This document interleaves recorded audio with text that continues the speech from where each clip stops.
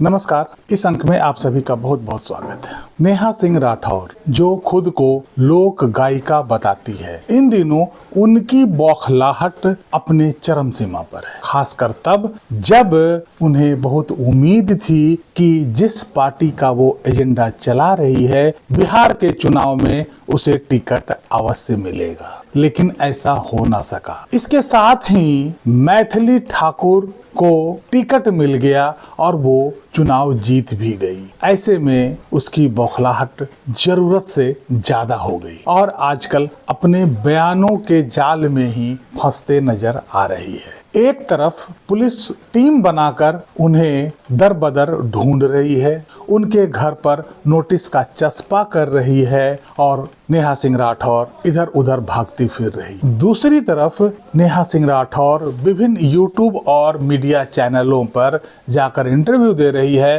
कि उसे इस बारे में कुछ खबर नहीं है, वो तो स्वतंत्र रूप से घूम रही है, अपने घर पर ही है और शादियां अटेंड कर रही है। उन्हें पुलिस द्वारा उनके घर पर नोटिस चस्पा का ज्ञात नहीं है। वो ऐसा कह रही है कि वो कहीं भी छुपी हुई नहीं है और हर जगह वो उपलब्ध है। उसे पुलिस द्वारा ढूंढे जाने की कोई जानकारी नहीं है। इन सब बातों का पोल उस समय खुल गया जब नेहा सिंह राठौर इलाहाबाद हाई कोर्ट में एक अर्जी लगा दी और वो अर्जी अग्रिम जमानत की अर्जी थी, जिसमें वो कह रही है कि पुलिस उसके पीछे पड़ी है, पुलिस उसे हर जगह ढूंढ रही है और पुलिस कभी भी उसे गिरफ्तार कर सकती है, इसलिए उसे सुरक्षा दिया जाए, उसे अग्रिम जमानत दे दिया जाए। आखिर नेहा सिंह राठौर के इन दोनों बातों में कितना विरोधाभास है। एक तरफ वो टीवी चैनलों पर, यूट्यूब चैनलों पर इंटरव्यू दे रही है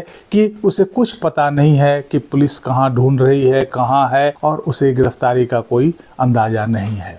दूसरी तरफ वो इलाहाबाद हाई कोर्ट में ऐसा अर्जी लगाती है कि पुलिस उसे ढूंढ रही है और कभी भी गिरफ्तार कर सकती है, उन्हें सुरक्षा दिया जाए। इन विरोधाभासी बातों से उनका बौखलाहट का अंदाजा लगाया जा सकता है। आखिर सच क्या है? इलाहाबाद हाई कोर्ट ने उसकी अर्जी पर कहा कि पहले भी कोर्ट द्वारा तुम्हारा अर्जी खारिज किया जा चुका है। पहले भी कोर्ट ने आदेश दिया था कि जाओ इन्वेस्टिगेशन ज्वाइन करो, लेकिन अभी तक तुमने इन्वेस्टिगेशन ज्वाइन नहीं किया है। तुम्हारा अपराध बहुत ही संगीन है। तुमने अभिव्यक्ति की आजादी को गलत तरीके से इस्तेमाल किया है। पहलगाम हमले के बाद जिस तरह का तुमने विवादित बयान दिया था और अपने देश के प्रधानमंत्री के बारे में जिस अपमानजनक शब्द का प्रयोग किया गया था, वो काफी चिंताजनक है। वो देश की संप्रभुता और अखंडता के लिए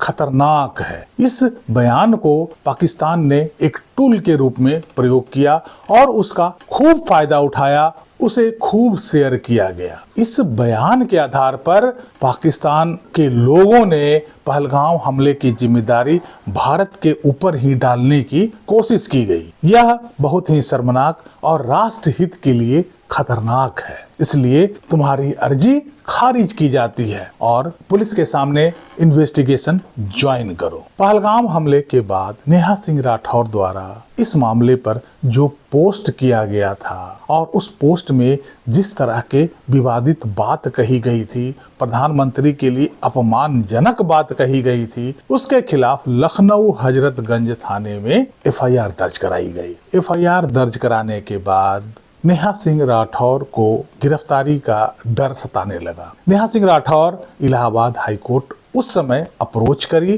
कि यह एफआईआर फेक है, इस एफआईआर में कोई दम नहीं है, झूठा है और बदले की भावना से ये एफआईआर दर्ज करवाया गया है। यह एफआईआर दर्ज करवाकर हमारी अभिव्यक्ति की स्वतंत्रता को छीनने का प्रयास किया जा रहा है, इसलिए इस एफआईआर को क्वैश किया जाए, रद्द किया जाए। इलाहाबाद हाई कोर्ट ने एफआईआर रद्द करने से मना कर दिया और नेहा सिंह राठौर को आदेश दिया कि पुलिस इन्वेस्टिगेशन यथाशीघ्र ज्वाइन करो। लेकिन Neha Singh Rathore police investigation join नहीं करती है, कभी कान दर्द के बहाने, कभी कुछ और बहाने। इसके बाद Neha Singh Rathore supreme court approach करती है और वो नेहा सिंह राठौर जो अपने चैनल पर यह कहती है कि मेरे पास वकीलों को देने के लिए पैसे नहीं है, 519 रुपये हैं, जिसमें से 500 रुपया तबला वादक को देने के लिए रखा है। वो नेहा सिंह राठौर देश के सबसे महंगे वकील कपिल सिब्बल को इंगेज करती है। जरा देखिए कि इसके बातों में और कृत्य में कितना अंतर है। कपिल सिब्बल के साथ इंटरव्यू भी करती है और कपिल सिब्बल द्वारा सुप्रीम कोर्ट में इस एफआईआर को रद्द कराने के लिए अर्जी दाखिल किया जाता है। कपिल सिब्बल उस पर बहस करते हैं। जो कपिल सिब्बल एक बहस का 20 लाख, 25 लाख, 30 लाख रुपया चार्ज करता हो, आखिर नेहा सिंह राठौर ऐसे वकील को कैसे एंगेज कर लेती है, जिसके पास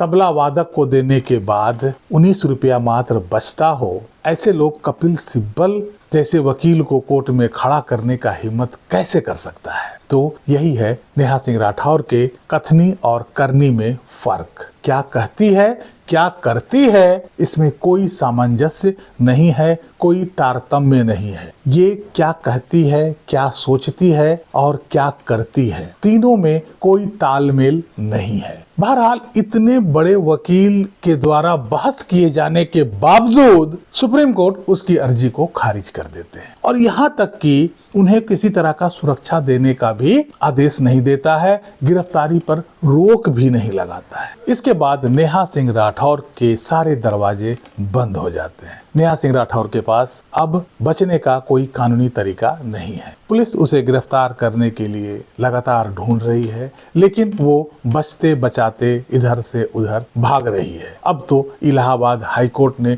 दोबारा उसकी अग्रिम जमानत की अर्जी भी ठुकरा दी है। अब नेहा सिंह राठौर क्या करेगी, आगे इस मामले में क्या होता है देखना बड़ा दिलचस्प होगा कि नेहा सिंह राठौर अगला कदम क्या उठाती है और क्या क्या बातें मीडिया में बनाती है। इस संबंध में मैं तो सिर्फ इतना कहूंगा कि संविधान सभी को अभिव्यक्ति की आजादी देती है, लेकिन उसकी भी एक सीमा है। आपकी आजादी की सीमा वहां समाप्त हो जाती है जहां किसी दूसरे की आजादी की शुरुआत होती है। इसलिए अपने वाणी पे संयम रखें और आलोचना के तरीके से करें, न कि वो आलोचना गाली गलौज और अशिष्टता के रूप में। बहरहाल आप लोग खुद समझदार हैं। इस विषय पर मैं किसी तरह का कोई विचार प्रकट नहीं करना चाहता हूं। हर व्यक्ति अपने अपने तरीके से सोचने के लिए स्वतंत्र है। इस अंक में यही तक। कैसी लगी जानकारी कमेंट करके जरूर बताइएगा।